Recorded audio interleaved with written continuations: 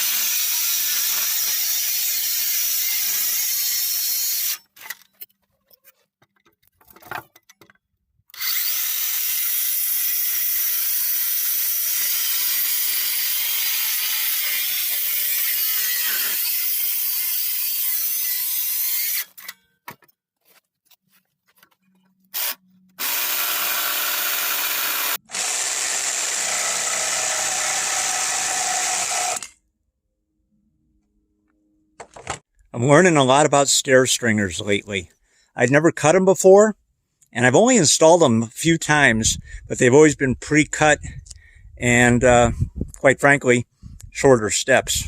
And after doing some research and watching some videos, I learned a new way of attaching stringers, because I felt as though I had to attach them here to this skirt.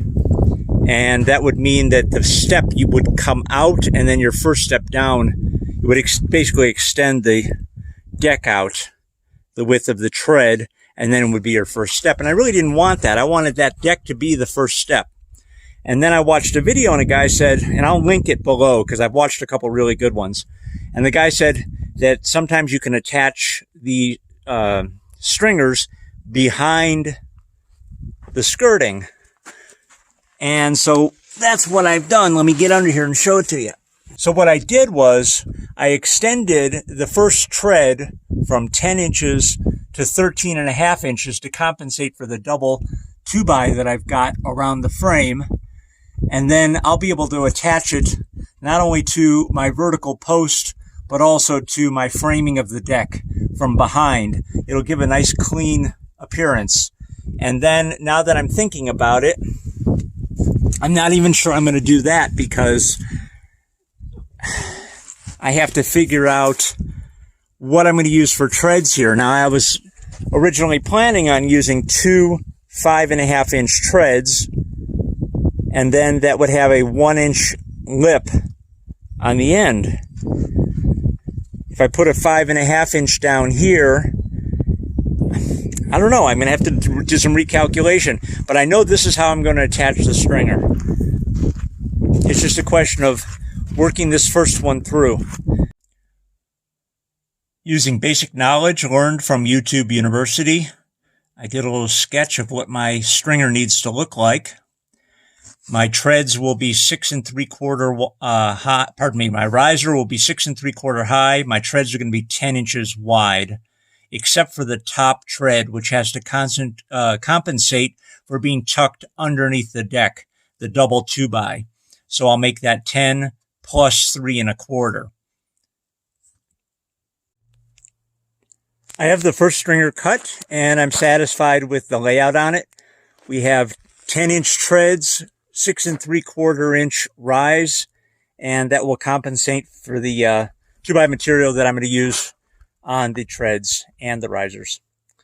So now you see that I have it blocked at the bottom using about 4 inches of material, and that will be where our pad will have to come up to. So I put a bullet level on it, and I have this just about level where I want it. And then I'll measure the height of this, and that will be the height for our landing pad. I built a form out of 2x8s for my footing. It's 16 by 44. I want to have this 4 inches above grade on this side over here, and then just make it level. As I'm walking Chloe, we have a real storm coming. Normally straight ahead you can see the Dragoon Mountains and the Cochise Stronghold. Completely disappeared behind clouds and actually rainfall that is now being illuminated from the sun going down behind me. You know, I always try to take pictures of this place. I always try to take pictures of this kind of like dramatic scenery, and it just never seems to come across. But I got to tell you, this is just amazing. But we got to hurry, otherwise we're going to get soaked.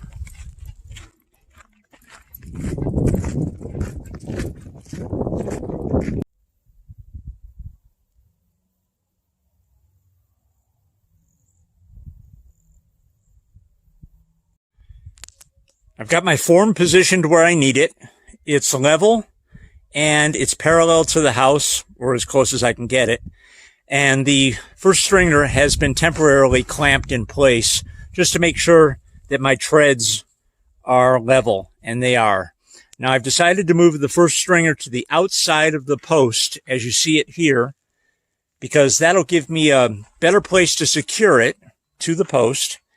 And if I want to put a post in according to code, it'll be on the step. It'll be actually on the tread and not outside the tread. So that's where it's going. Now I just got to mix some concrete up. I've got some rebar reinforcement prepared, and let's get this thing filled.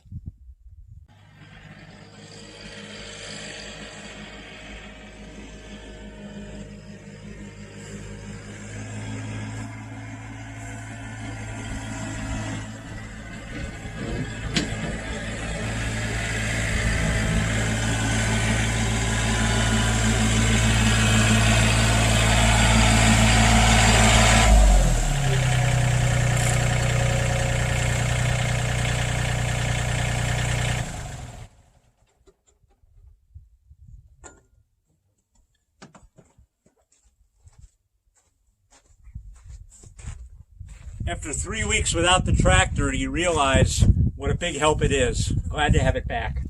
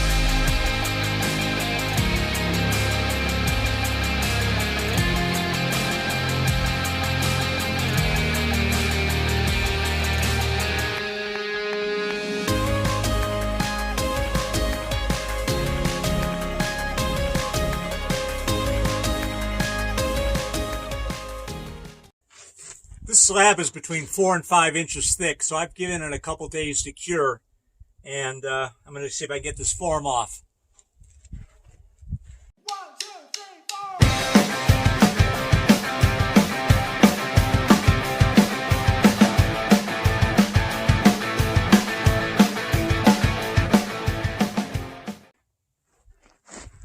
When I was pouring this slab, I said to the camera, I wish I had another 4 or 5 scoops of concrete. And the reason being, I can see how the corners here slope down just a little bit. They're not quite level. If I had had more concrete, I could have done a successful screed right across my form.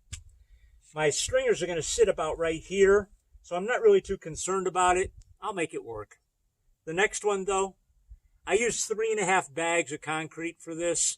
The next one, I am going to fill the form up with a little more dirt. I don't think I need it quite this thick. And I'll make sure I have enough quickcrete on hand. I'm going to give it another couple days before I drill into it with Tapcon screws. Actually, I've got these lag bolts that are designed for concrete because my stair stringers will be secured with a cross piece right to this concrete slab for added stability. But I want to make sure that I don't screw it up and crack this by prematurely drilling into it. So in the meantime, I can cut more stringers. In the previous video, you watched me use boiled linseed oil on our deck railing kit. And I was going to use boiled linseed oil on the deck as well, on the Redwood deck. And then I started looking around for another product. This is a semi-transparent sealer that is actually listed as hickory, but is supposed to be designed for all different types of wood. It got an excellent rating on Amazon and was about $35 a gallon. Each gallon is supposed to cover about 350 square feet, so that'll be plenty to do the back deck with just one can. I bought a second can because if it works out well, I'm going to use it on our front deck as well. The front deck is cedar, and again, this is supposed to work in a transparent manner for all different kinds of wood.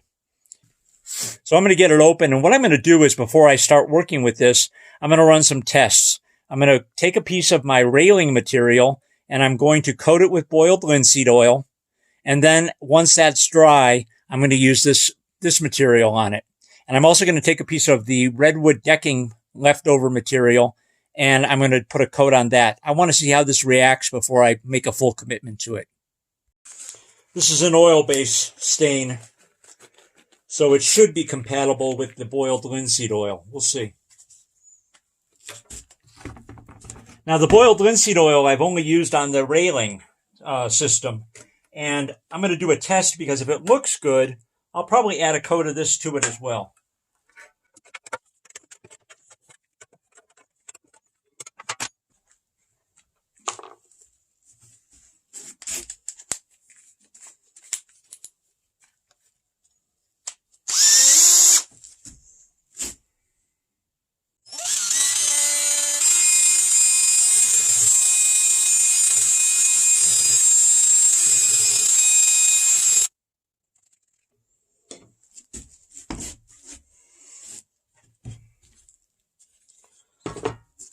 I think I'll put it on the flooring first because that doesn't need any pre-treatment with boiled linseed oil, and I'm really curious how this is going to work.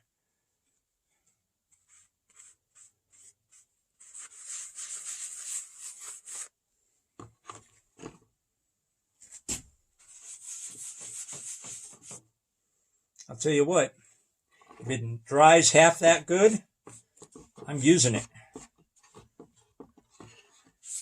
I mean, the reviews said it would really enrich the color of their decks, and some people had used it on Redwood. And now that is primarily, I mean, that's beautiful. Now that had some of the, I don't know what that's called, the sap wood, the white part of a redwood. This is going to be more all redwood. Let's see how it works over here. Nice. Sold American. How many of you are old enough to remember that? Not many, I bet.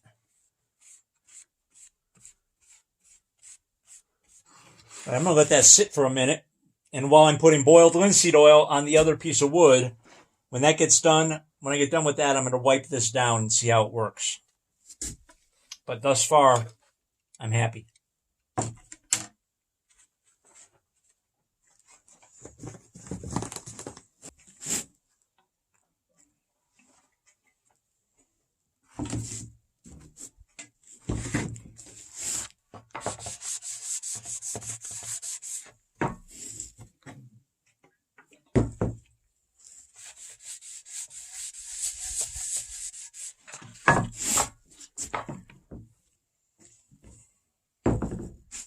First, I'm going to rub this one down, the first one I just did.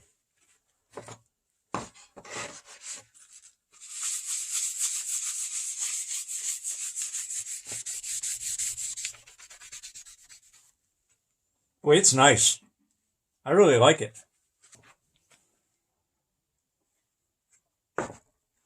You know, it enhances the color, but it doesn't change the color, and that's what I really don't want to do. All right, how impatient can I be?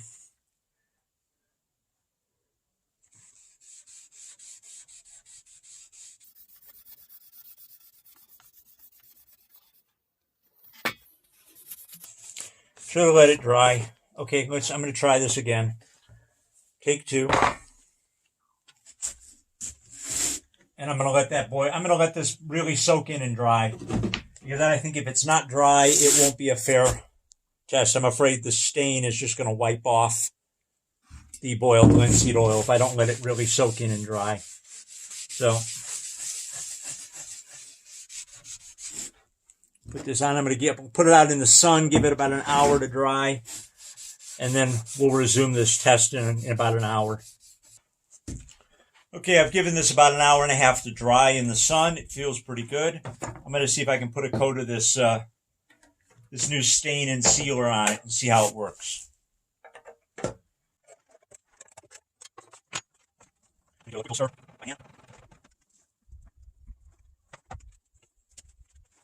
So I've got boiled linseed oil from here to here, and what I'm going to do is I'm going to run it about up to here.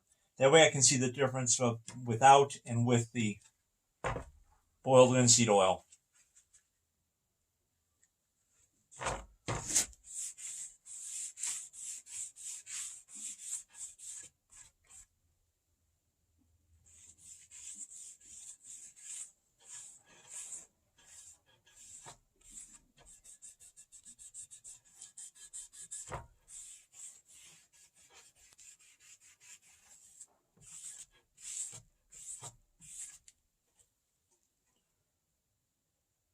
I'll tell you what, I don't see a difference. Don't see a difference at all. I think it looks great. So if it offers more protection, then why not?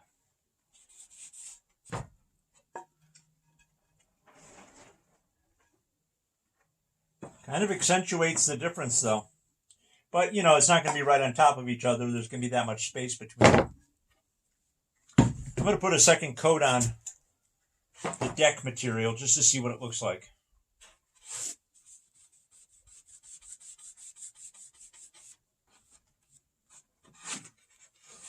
I'll tell you what, if it didn't look like redwood before, it sure does now.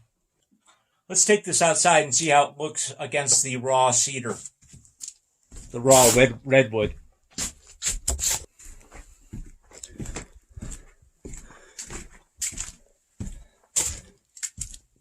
It's going to be significantly darker, obviously.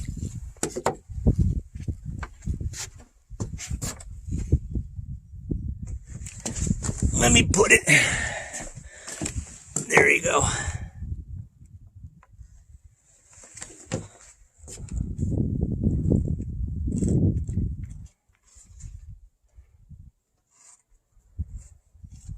I don't know. Might have to ask my wife on this one. Using my first stringer as a template for the second stringer, I cut it out and left a little more meat on the bottom here, just in case the pad or the deck wasn't level enough to make it work. And I thought that way I can always just trim it. Well, I ended up making it a little more difficult for myself than it needed to be. So what I did was I ended up cutting it exactly the same, putting it in place and dropping a level on it. And while this level might not be absolutely perfect, it's close enough for me. This is a point where I would start trimming things and trying to make it perfect, and I'd end up screwing it up. So I'm going to leave it. I'm going to cut a third stringer and get it in place. Got all 3 stringers cut, and the level sits really nice on them, on each step, and it sits nicely on the pad. So what I'm going to do is I'm going to take these down, and I'm going to shoshugi bond them for the weather protection, and then I'm going to hit them with the same brown paint that we have on the rest of the deck. They make no ground contact, but I want to make sure that they've got as much weather protection as possible. I could not get 12-inch wide pressure-treated lumber, so I'm going to have to make the best out of this. It's a little windy to shoshugi bond, but I'm going to give it a shot. I've got the 3 stringers shoshugi bond. I've got them scraped down, and I've forgotten how much I really enjoy the color of freshly shoshugi bond wood. I always take it down to where it's almost alligator skin. I really char it heavy. But when I use a Brillo type Scotch pad to remove the soot, it comes out just a beautiful espresso brown. Now, usually I would hit this with boiled linseed oil, but what I'm going to do is I'm going to wash this off to make sure it's completely free of dust and dirt, and then I'm going to paint that using the same brown paint that we have for the rest of the house. Look who's back. This guy's been getting in. Okay, the gate is closed. He's been getting into the property, and he's coming around here and he's munching on the vegetation. And he's not even really afraid of me. Now, I gotta tell you, I wish I had a gun on me right now, because these things have razor sharp teeth. And this guy is not small. And he's not even afraid of me. I'm talking, and I'm about 15, 20 feet away from him. And he's just chomping away. He's eating the weeds. This is crazy. He's walking toward me.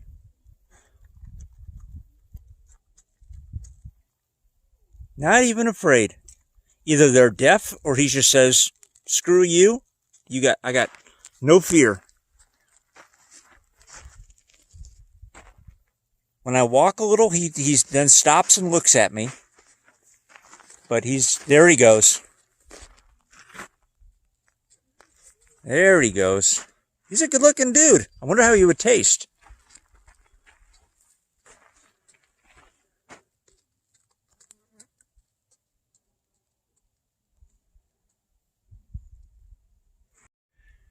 I know I didn't get a lot of footage of this work. Sorry about that, but it was interrupted by high winds for the past 3 days. Going to the airport to get my wife and getting ready for a flight that I have to take tomorrow. Anyways, I have 3 stringers up. They're secured to the underside of the deck framing, as well as to a board that has been lag bolted down to the concrete slab. I put an additional 1x5 that I call it a 1x5 because I ripped it myself. And I just wanted to give a little lateral stability to the 3 stringers. This little 4x4 block represents the 4x4 post that I'm going to be securing to the inside of the stringers before I put the steps down. And that'll be lined up with the 4x4 to the top. And then our handrail kit will be installed, which is matching the rest of the railing. And then, just to kind of dress it up a little bit, I put in this trim piece. When I get back from my trip in a couple days, I shall put in the steps.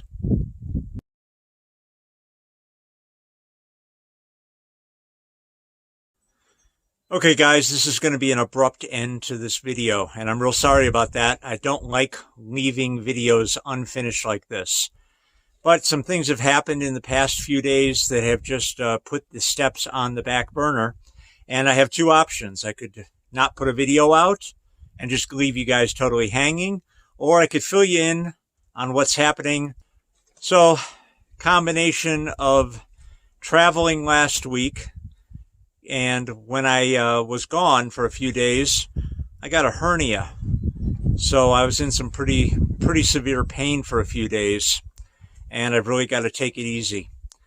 And the pain has subsided, and I know that it's going to eventually have to be operated on. So what else is happening? Our hot water heater broke yesterday in the trailer, and the tank split, leaving us with a watery mess. So that obviously has to take priority over the steps. And then the good news is we're flying away again this weekend, going to my niece's wedding. So this is all just happening all at once. And I spent 2 hours in the dentist chair today. It's just all happening at once. So anyways, thanks very much for watching. Don't like leaving it like this, but we'll be back to you hopefully at the beginning of next week.